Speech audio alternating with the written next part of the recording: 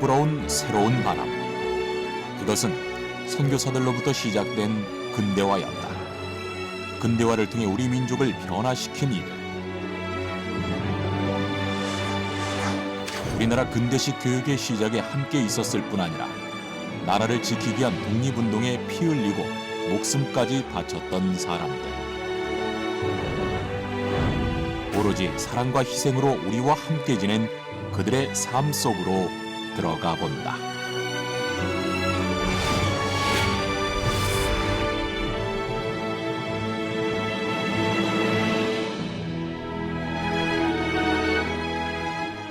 양화진 외국인 선교사 미원.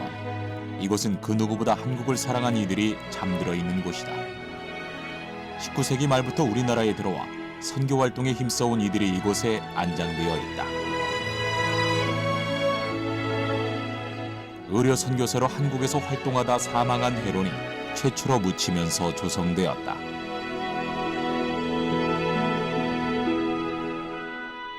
양화진은 1890년에 해론 선교사가 돌아가심으로 인해서 만들어졌죠. 당시 조약에 의해서 서양인이 죽으면 조선 정부가 묘지를 제공하기로 되어 있었는데요. 그 첫 번째 사례로 해론 선교사가 이곳에 묻히게 됨으로 인해서 만들어지기 시작했습니다. 외국인 묘원의 시초는 1883년 영국 영사 파크스가 우리나라와 영국 간의 수호 통상 조약을 성사시키면서부터다. 모두 영국에게만 유리한 불평등 조약이었는데 여기에는 사망한 외국인에 대한 협정도 있었다. 우리 땅에 그들의 묘지를 만들어주기로 한 것이 그 내용이었고 그에 따라 인천에 처음으로 외국인 묘원이 조성됐다.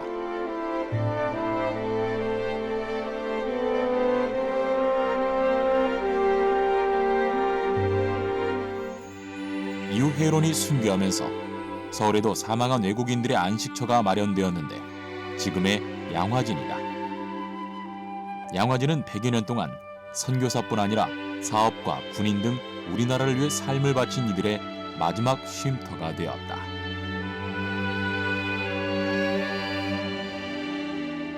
오로지 우리나라의 국군을 위해 삶을 던진 사람들. 그중 특별한 묘비가 하나 있는데 바로 선교사 헐버트의 것이다.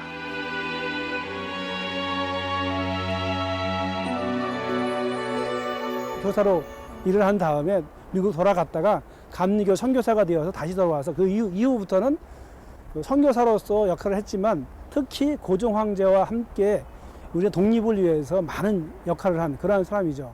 신뢰할 만한 일을 많이 보여준 거예요.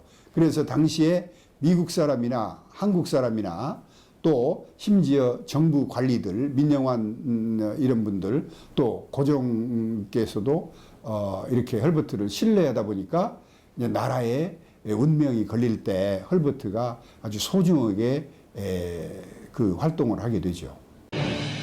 나라가 어수선했던 조선 말. 선교사들은 종교인으로서의 역할만 한 것이 아니었다. 그들은 근대식 교육에 앞장선 교사였고 의사였으며 조선을 위해 애쓴 외교관이기도 했다. 그리고 그 누구보다 믿음을 주었던 왕의 친구이기도 했다. 대체 이들 선교사들은 어떤 사람들이었기에 낯선 동양에서 이토록 많은 역할을 하며 우리 역사에 새겨질 수 있었던 것일까? 19세기 말 조선은 한 가지 사건을 시작으로 혼란의 소용돌이로 빠지게 된다. 1883년 미국과 수교한 조선은 이듬해 민영익, 홍영식 등을 보빙사로 임명해 미국으로 파견했다. 이후 미국을 시찰하고 돌아온 홍영식 등을 비롯한 급진 개화파는 갑신정변을 일으켜 조선을 새 나라로 바꾸려 했는데 이들은 창덕궁 안에 있는 고종과 명성황후를 감금하고 반대파를 처단하는 등 급진적인 조치들을 감행해 나갔다. 이 과정에서 명성황후의 조카 민영익이 자객의 칼에 큰 화를 입게 되었다. 온몸에 자상을 입어 생사를 오가던 민영익은 당시 한 외국인으로 인해 목숨을 건질 수 있었다.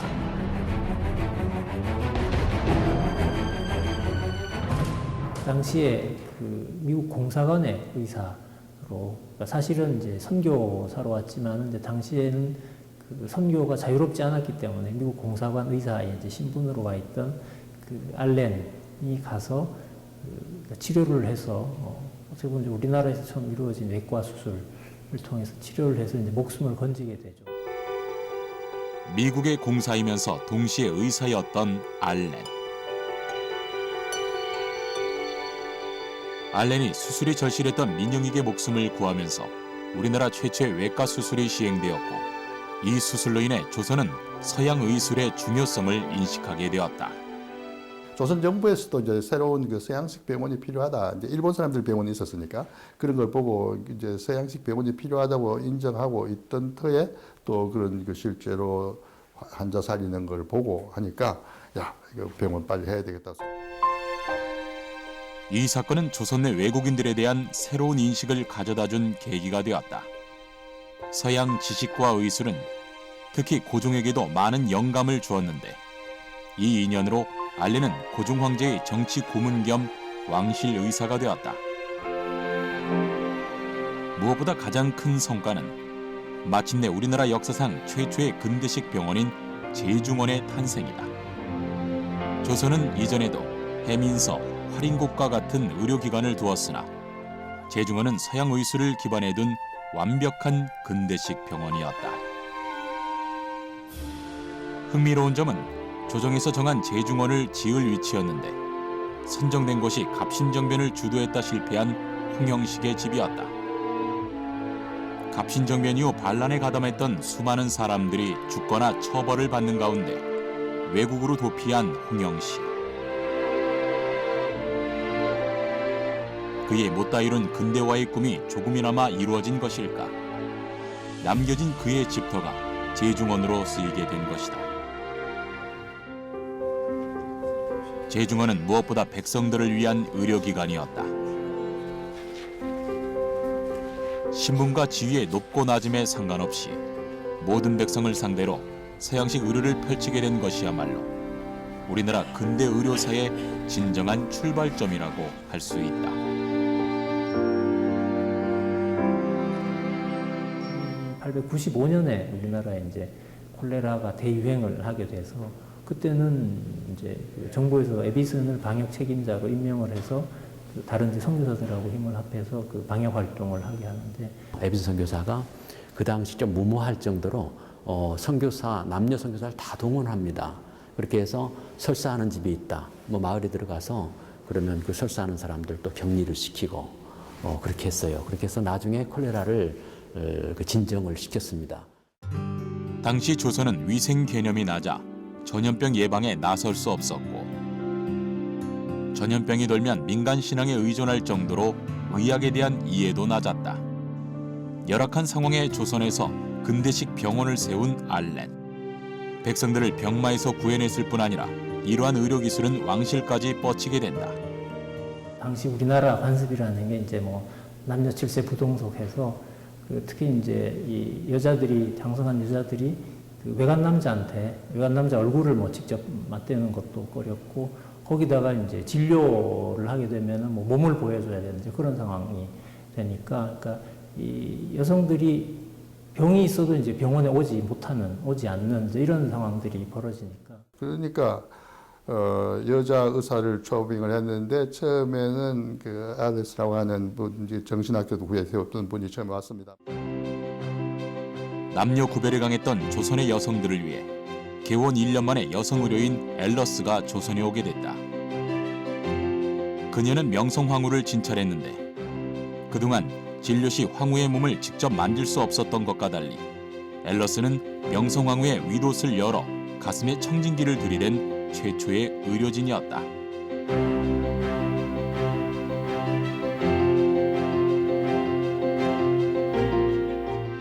이를 계기로 앨러스는 명성황후와 가까운 사이가 되어 왕실과 연을 맺게 되었다.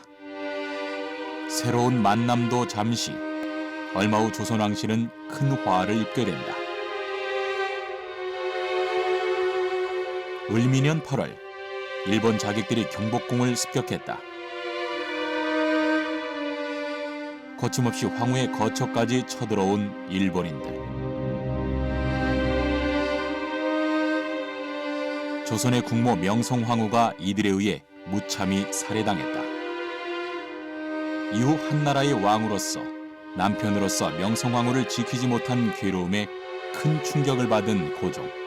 그리고 1895년에 명성황후 시해 사건이 일어나고 그래서 굉장히 고종 황제가 마음이 좀 위축된 상황이었는데 그때 밤에 야경을 불침번을 서주는 거죠. 선교사들이.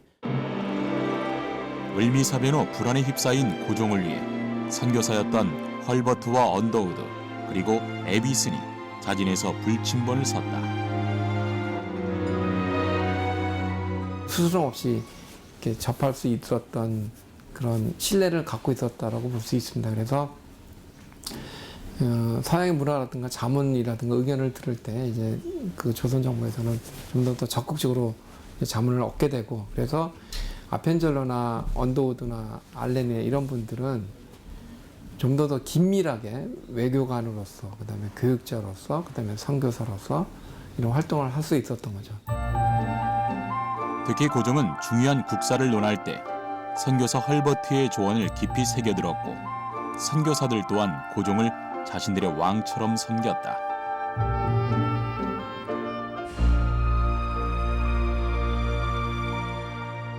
고향으로부터 2억 마리 떨어진 동양의 작은 나라를 그 누구보다 사랑한 선교사들. 그러나 이들의 열정은 예상치 못한 일들로 인해 어려움을 겪게 된다. 1902년에 이제 목포에 성경을 번역하는 모임이 있습니다. 그래서 거기에 모임을 가기 위해서 배를 타고 가는 도중에 지금 군산 앞바다에 어청도라고 있는데 거기서 이제 배가 자초가 되는 거죠. 배제 학당을 세운 아펜젤러. 그는 물에 잠기는 순간에도 목포가 고향인 여학생을 구조하기 위해 자신의 목숨을 버렸다. 그리고 100년 동안 그의 시신은 끝내 찾지 못했다. 양화진 선교사 묘원에는 아펜젤러의 추모비만이 세워졌다. 선교사들의 아픔은 여기서 끝나지 않았다. 1905년 아시다시피 11월 17일 을사 늑약, 우리가 이제 교과서에는 을사 조약이라고 쓰여 있지만은 나라를 뺏긴 강탈당했기 때문에 을사 늑약이라고 부르는데 이 을사 늑약을 막아보고자 미국에 어떤 밀사를 보내야 되겠다. 1905년 일본이 대한제국을 강압하여 체결한 을사늑약. 도움이 절실한 상황에서 헐버트는 자원의 고종의 친서를 들고 미국 백악관으로 향했지만 근데 루즈벨트 대통령을 만날 수는 없었다. 루즈벨트 대통령 직접 만나지 못했지만 그 고종의 어떤 부탁을 받고 특사로 미국을 한 사람이고 더 중요한 것은 우리가 잘 아는 헤이그 밀사 사건 거기에 3인의 밀사와 함께 네덜란드에 가서 1907년 5월 을사늑약의 부당함을 세계에 알리기 위해 만국평화회의가 열리는 네덜란드 헤이그에 파견된 3명의 특사 이준, 이상설, 이휘종 그리고 제4의 인물 헐버트. 그들은 이곳에서 대한제국의 현실을 알리고 도움을 요청하려 했지만 근데 이들은 목소리를 낼 수 없었다. 이제 이러고 나니까 고종 황제가 당시에 특사 파견 사건이 일본이 발칵 뒤집어지니까 이제 일본이 고종 황제를 황제 자리에서 퇴위를 시켜버리는 거죠. 일본에 의해 왕위마저 찬탈당한 고종.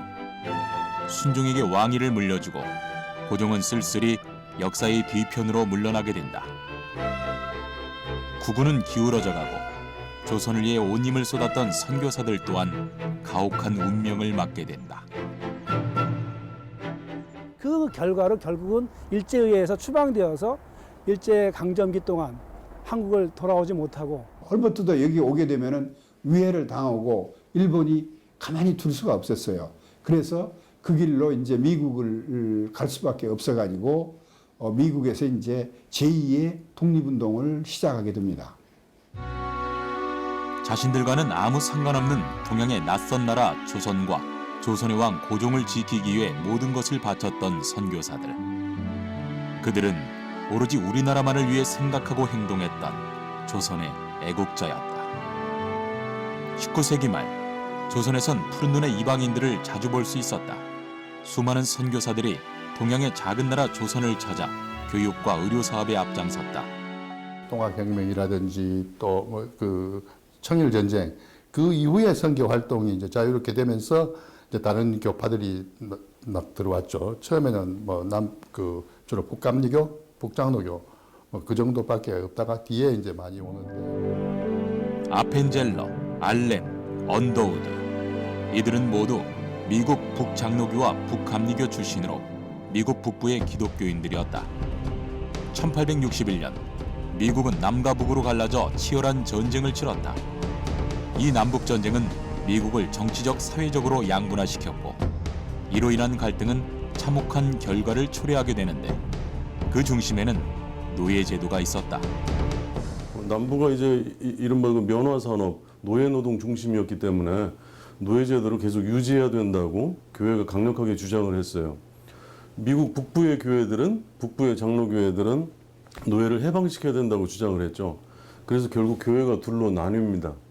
그래서 북부 지역의 장로교, 북장로교, PCUSA라고 그러고 남장로교는 PCUS, 남부의 어떤 가치관을 대변하는 교회였어요. 그래서 각각 선교사를 별도로 파송을 했던 거예요. 뒤늦게 우리나라에 발을 들이게 된 남장로교, 남감리교의 선교사들은 먼저 들어온 이들과 긴밀하게 의논하며 선교 공유회를 열어 선교 지역에 대한 협의를 했다.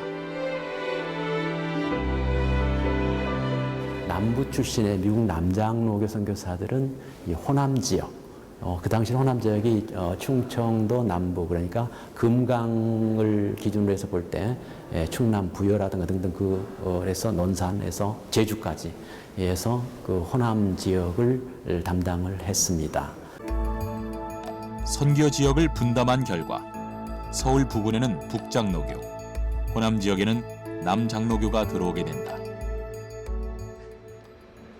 담당 지역을 배정받은 남장로교의 선교사들은 목포를 거쳐 광주에 정착해 선교 활동을 시작했다. 광주 선교의 전초기지로 삼았던 곳이 바로 양림산 일대였다. 1904년 양림동은 근대화의 물결을 타기 시작했다.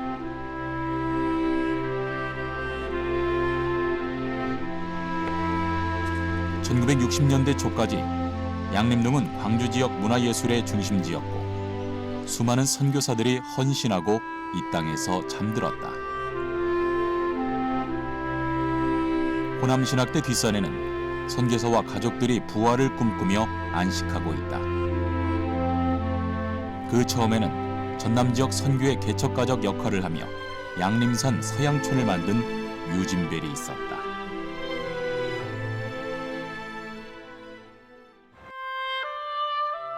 한국 이름 배유치. 그가 광주 양림산에서 가장 먼저 한 일은 학교 건립이었다.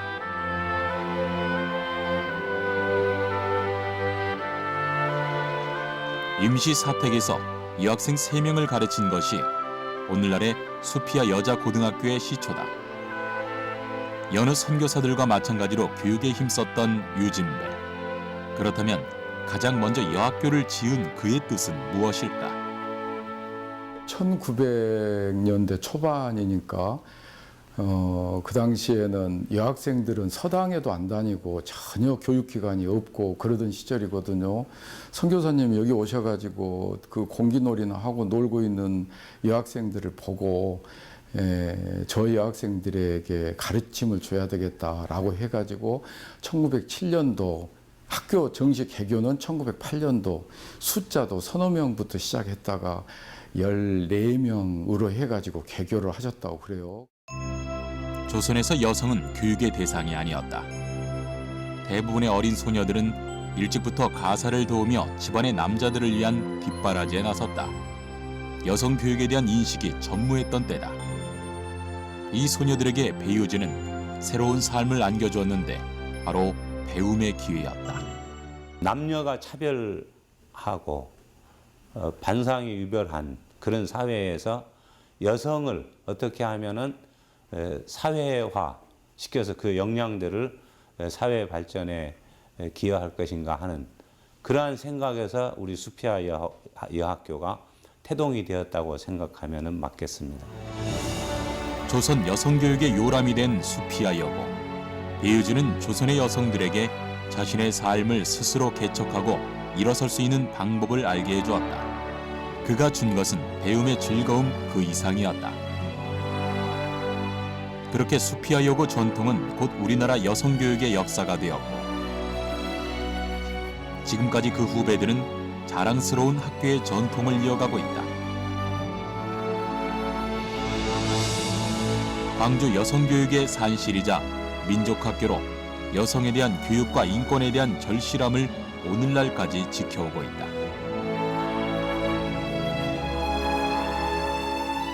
우리나라 역사에서 큰 의미를 차지하고 있는 광주 최초의 여학교는 배유지를 비롯한 많은 선교사들의 사랑으로 세워진 것이다. 마가렛 스턴스 스피어 여사가 자기의 그 꽃 피우지 못하고 죽은 여동생이 제니 스피어가 있었어요. 그래서 제니 스피어의 피우지 못한 그 꿈을 조선의 여학생들을 통해서 피우기 위해서 5,000불을 이 조선 교육 선교에 헌금을 하게 된 것이 수피아호를 설립하게 된 그런 배경이 되었습니다. 수피아 학교가 지금까지 이어져 올 수 있었던 것은 먼 곳에서 전해져 온 사랑 때문이었다. 먼 이국 땅에서 보내온 후원금은 수피아 학생들의 꿈을 키워줬고 그 꿈은 우리 역사의 순간에서 빛을 발했다.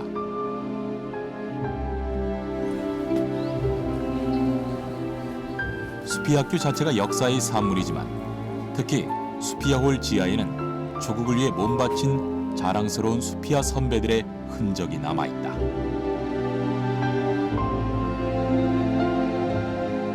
삼일운동이 전국적으로 확산되어 가고 있을 때 3월 10일 그러니까 9일 저녁 밤새껏 우리 박예순 선생님과 또 다른 많은 따르는 학생들과 선생님들이 태극기를 그리면서 또 독립선언문을 가리방 인쇄로 해서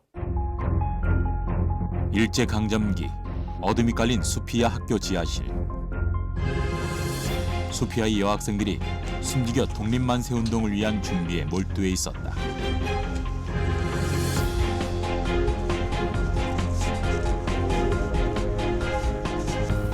지금 기숙사에선 독립선언문 작업이 한창이야.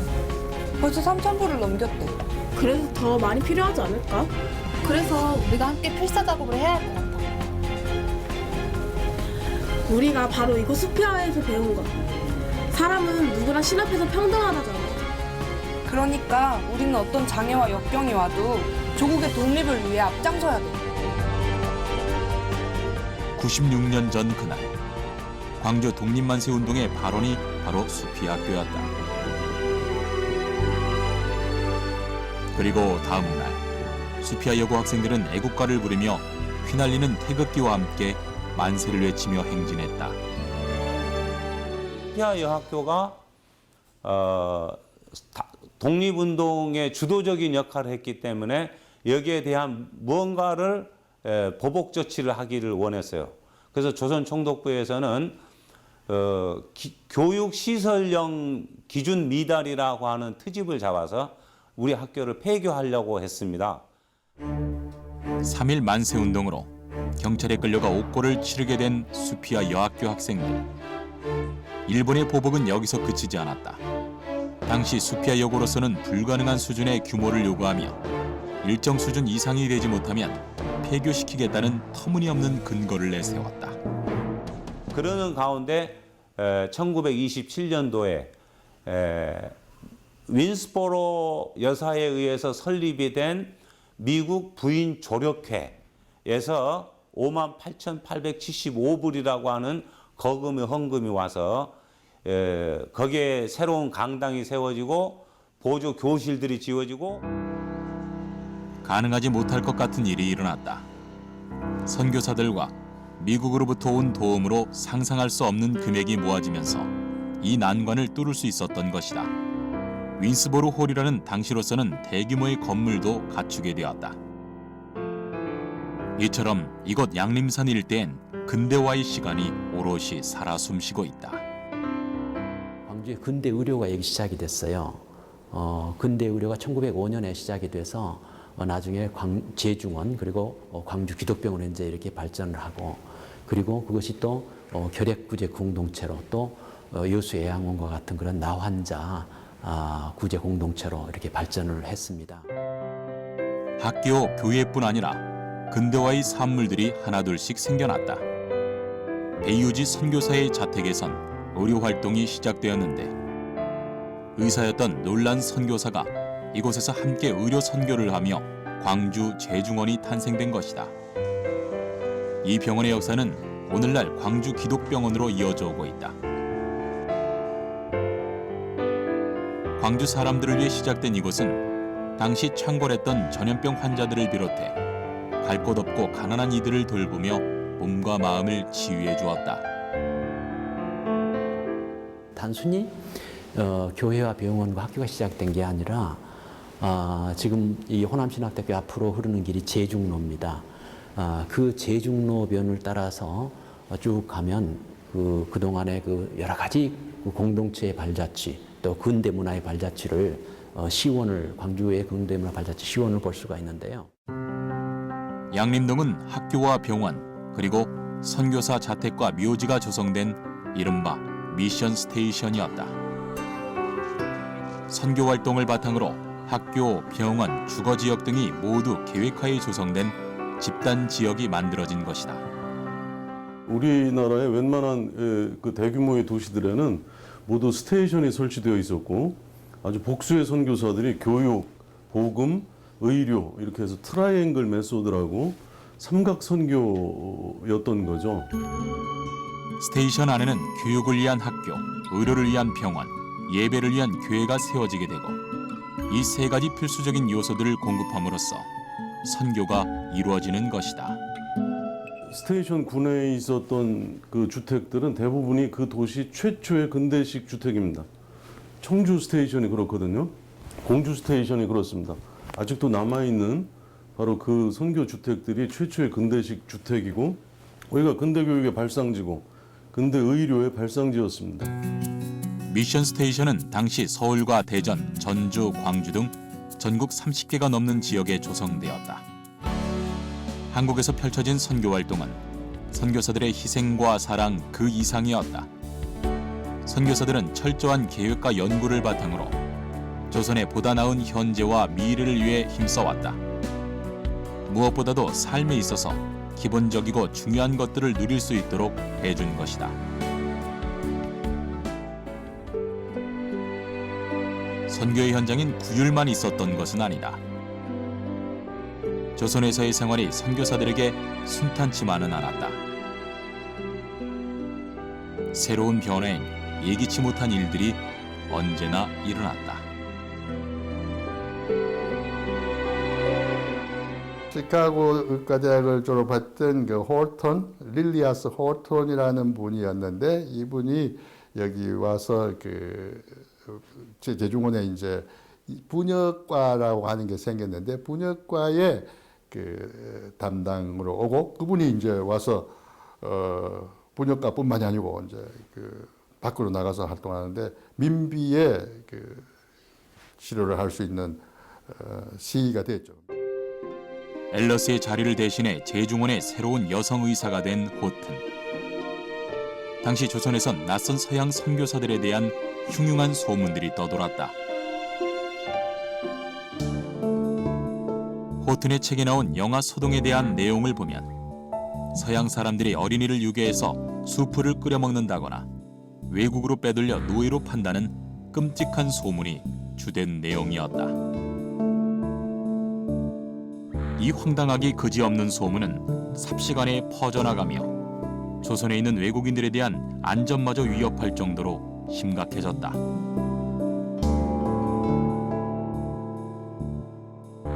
뭐 서양 사람들이 조선 애들 잡아다가 뭐 눈알을 빼서 사진기 만들고 뭐 간을 빼서 무슨 뭐 약을 만들고 뭐 이런 소문이 퍼져가지고 뭐 영아 소동이 뭐 중국에도 있었지만 여기서도 있어가지고 뭐 진압이 안 됐죠. 그러니까 제중은 출근도 제대로 뭐 못하는 그런 때 언더우드가 이 호톤 의사의 그 출근 호위 대장 역할도 하고 뭐 그러면서 이제 로맨스가 득했죠. 그래서 두 분 8살이나 위에 그 연상의 여자였지만은 두 분이 뭐 결혼도 하게 되고 또한 그 같이 선교의 뜻을 품고 같이 뭐 평생 동역자가 되는 그런 만남이 제중원 속에서 있었다.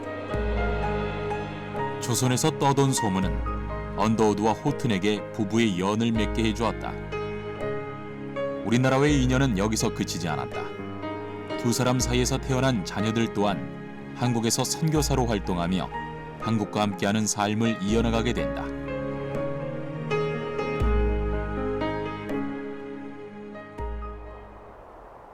우리나라와의 질긴 인연을 전북 군산에서 시작한 한 선교사가 있다. 우리 역사의 고비에서 앞장서 싸워졌던 푸른 눈의 이방인은 누구일까?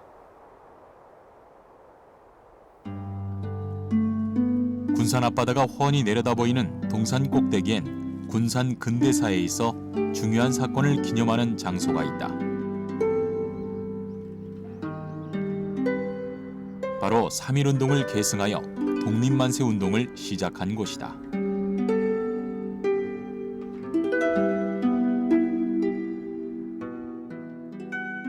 군산의 그 3.1운동은 최초에는 50여 명 군산 구함교회, 그다음에 영명학교, 멜벌딘여고, 그다음에 예수병원 직원들이 혼합하여서 시작을 했는데 군산 경찰서까지 갈 때까지는 500명의 시민들이 모여서 항거를 하였습니다. 서울에서 시작된 독립만세운동의 물결은 점차 전국적으로 일어났고 군산 사람들도 함께 움직이기 시작했다. 조선의 독립을 위해 일어난 이 만세운동의 한가운데 당시 갓 20살을 넘긴 미국인 선교사 윌리엄 린튼이 있었다. 21살의 총각으로 그 다음에 한국에 왔는데 처음 도착한 데가 목포에 있었어요. 1912년도에 우리 한국에 옵니다. 최초의 목포에 도착해서 그 해에 군산에 와가지고 1년 동안 우리 어학 수업을 하고 1917년부터 1919년 3.1운동 일어날 때까지 우리 영명학교 교장을 역임을 했습니다. 영명학교의 교장으로서 학생들에게 민족의식을 고취시킨 윌리엄 린튼. 그는 군산에서 조선의 독립을 위해 싸우고 오로지 우리나라를 위한 삶을 살았다. 그분은 그동안에 애국심을 많이 고취했기 때문에 그 사람들이 그렇게 나서가지고 일을 했다고 생각해요. 교장 선생님이시기 때문에 그 학교에서 교사나 학생들이 그 운동을 준비하는데 교장 선생님이 우기를 안 하면 안 되지 않습니까? 그래서 그분이 그 모든 것을 자기의 위험을 감수를 하고 다 묵인을 하시고 만세운동을 할 수 있도록 지도하신 분이죠. 뒤에서. 이제 막 한국에 첫 발을 내뎠음에도 우리나라를 위해 열정을 다했던 윌리엄 린튼. 그는 곧 광주에 있는 배유지 선교사 가족과 운명적인 만남을 하게 된다.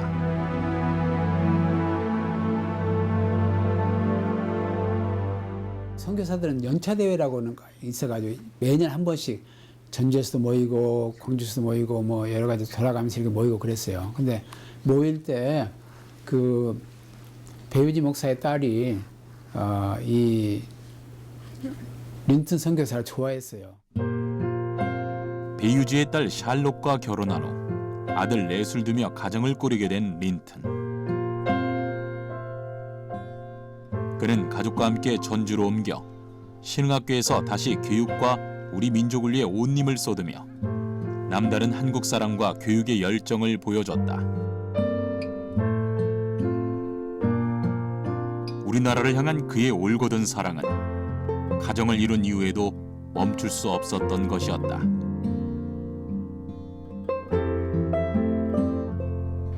우선 그 외형적인 측면으로 보면 그 지정학교라 해서 고등학교 학력을 인정받는 학교로 신흥학교가 그렇게 그 학교의 격이 좀 높아지게 됩니다. 한번 지정학교를 했는데 그걸 하려면은 교실이 그만큼 있어야 되고 교사의 질이 일본 사람의 질과 떨어지지 않아야 되고 그리고는 학생들이 공부를 제대로 해야 돼요. 그래서 그 시험까지를 다 봐야 돼요. 이 세 가지를 다 통과시켜가지고 나중에 35년에 지정학교 통과를 받고 모든 믿는 사람들이 축제를 올리면서 이 학교 이제는 지정학교가 됐다. 여러분 자녀들 다 보내드렸습니다. 이렇게 해가지고 이제 학교를 그렇게 만들게 됐어요. 린튼의 정성과 노력으로 신흥학교는 나날이 발전해갔다.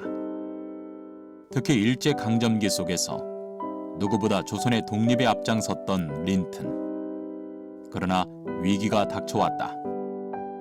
1937년에 일제가 이제 중일전쟁을 일으키면서 우리 민족을 아예 말살시키고자 하는 소위 그 민족 말살 정책이라고 하는 것을 실시하면서 기독교 학교였던 우리 신흥학교까지 신사참배를 강요하게 됩니다.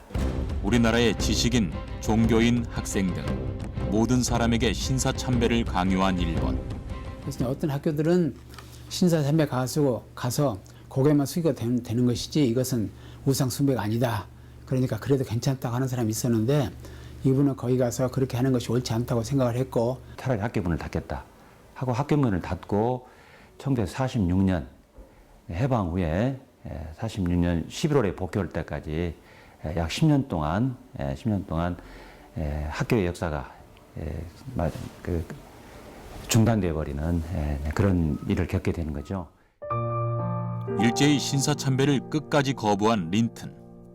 그렇게 학교는 문을 닫게 되고 학생들은 배움의 터전을 잃었다. 비록 학교는 빼앗겼지만 나라와 신앙, 양심을 지키겠다는 굳은 의지는 학생들에게 더 큰 가르침을 남겼다. 20대 초 한국에 와서 48년간 의료, 교육, 선교 활동을 펼치며 한국인으로 살아갔던 린튼. 그의 진실된 한국 사랑은 가족을 통해 다시 한번 확인되었다. 린튼의 한국 사랑은 4대에 걸쳐 지금까지 이어지고 있다. 윌리엄 린튼의 아들 휴 린튼이 한국에 정착해 선교사로 살았고 휴 린튼의 아들들 또한 도움이 필요한 한국 사람들을 위해 헌신했다.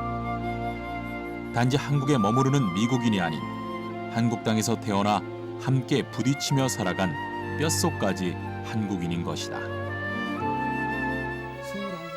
외국인 선교사에서 시작해 후손들까지 이어진 한국 사랑. 일제의 억압과 해방, 남북 분단과 한국 전쟁 등 한국 근대와 현대사의 굴곡을 함께 겪으며 린튼가는 한국인을 위해 항상 도움의 손길을 뻗었다. 대를 잇는 한국 사랑은 윌리엄 린튼 이후에도 계속됐다. 한국과의 인연은 그들의 삶 또한 바꿔놓았다. 아버지가 제가 간호학교 끝나자마자 대학교 가려고 생각했더니 아버지가 불렀으니까는 제가 한국에 1956년에 10월 3일 도착했었어요. 그날 너무 날씨가 좋아서 그날 노는 날이었는데 옛날에 그래서 이제 건물이랑 너무 전쟁터가 느낄 수 있었어요. 3년간의 한국 전쟁은 삶의 터전을 폐허로 만들었다. 전쟁이 휩쓸고 간 자리에 남겨진 건 혼란과 가난 그리고 전쟁 고아들이었다. 그때 우연히 한국 전쟁에 관한 다큐멘터리를 본 미국의 사업가 해리 홀트. 그는 전쟁 고아의 참담한 모습에 한국행을 결심하게 되고 수많은 전쟁 고아들을 위해 포롤단신으로 한국 땅을 찾은 것이다. 입양하는 일 우리 일입니다. 우리 손에 받들어 해야 된다고. 너무 반가웠어요. 우리 아버지가 항상 그렇게 생각하셔요. 우리 아버지가 이제 부자였지만은 한 3년 동안 살고 그 입양하는 일이었었어요. 굶주림으로 죽어가는 전쟁 고아들. 크고 작은 장애와 질병을 가진 탓에 버림을 받은 아이들. 그 어린 생명을 치료하고 키워줄 부모를 찾아주는 일에 평생을 헌신했다. 그 어떤 종교적 신념도 아닌 우리나라와 버려진 어린아이들에 대한 사랑 하나로 그의 삶을 바친 것이다.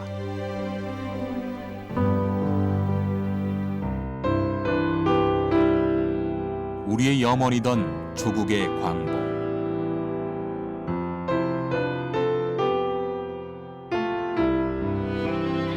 우리 민족만큼이나 기뻐하며 그 순간을 함께하기 위해 한국을 찾은 외국인이 있었다. 우리나라의 근대화와 독립을 위해 모든 걸 바쳤던 헐버트였다. 23살 청년으로 와가지고 1949년까지 내내 한국만을 위해서 살았어요. 그러면 그때가 나이가 86이었는데 23살을 빼면 63년입니다. 23살 미국을 위해서 산 23살보다 63년 한국을 위해서 산 이 의미가 너무 큽니다. 그런데 그때 당시에 86살을 살기도 힘들었을 텐데 86살까지 살아 있었기 때문에 한국에 다시 올 수 있었어요. 헐버트는 정부의 초대로 광복절 행사에 참여하기 위해 40년 만에 한국을 방문했고 그는 드디어 꿈에 그리던 자유와 행복을 누리는 우리나라를 볼 수 있었다.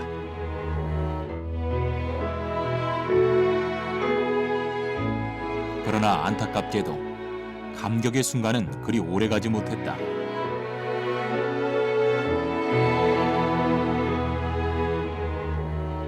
헐버트는 기쁨의 순간을 뒤로한 채 귀국 일주일 만에 한국에서 숨을 거두고 만다. 도착한 지 일주일 만에 8월 5일 날 서거를 해서 정작 광복절 그 기념식장에는 참석할 수가 없었습니다. 그런데 그렇게 자기가 소원했던 한국 땅에 묻히게 됐다라는 거, 이거는 정말 한국과의 인연이 너무너무 숙명적이면서도 또 그가 한국에서 죽게 되는 것도 이런 어떤 한국 사랑의 당위가 거기에 다 숨겨져 있다, 이렇게 해석할 수가 있겠어요. 40여 년간 한국을 그리워하며 그가 늘 입에 달았던 한마디 말. 웨스트민스터 사원보다 한국에 묻히고 싶다는 평소의 바람대로 헐버트는 한국 땅에 영원히 잠들었다. 자신들이 누리던 모든 것을 포기한 채 포롤단신, 동양의 낯선 나라에 온 이들. 푸른 눈의 이방인들은 왜 우리나라를 위해 헌신했고 조선은 그들에게 어떤 의미를 지녔던 것일까? 그리고 그들을 통해 우리가 얻은 것은 무엇일까?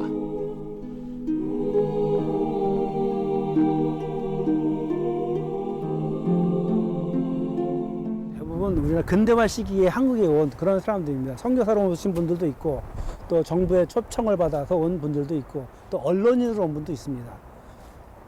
세계가 격변하던 그 시기에 진짜 닫혀있던 한국에, 우리 민족에게 새로워 나갈 길을 제시해준 그런 사람들이 아닌가.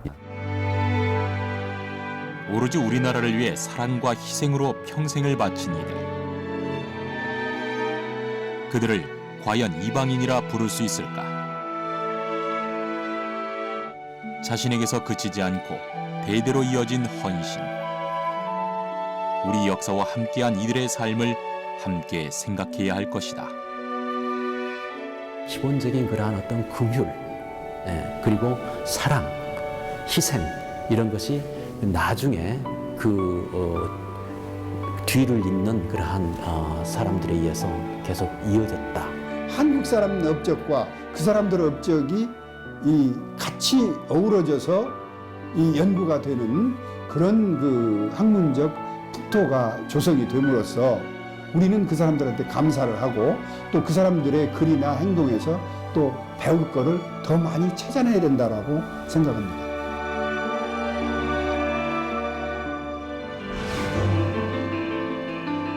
나라가 위기에 빠졌을 때 대한민국을 구해낸 자랑스러운 발자취들.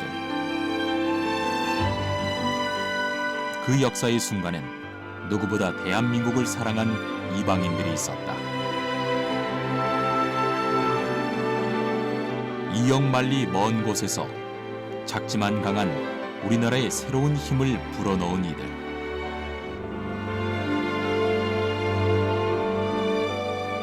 이 땅에 근대화의 씨를 뿌리고 한국인의 권리와 자유를 위해 싸웠다.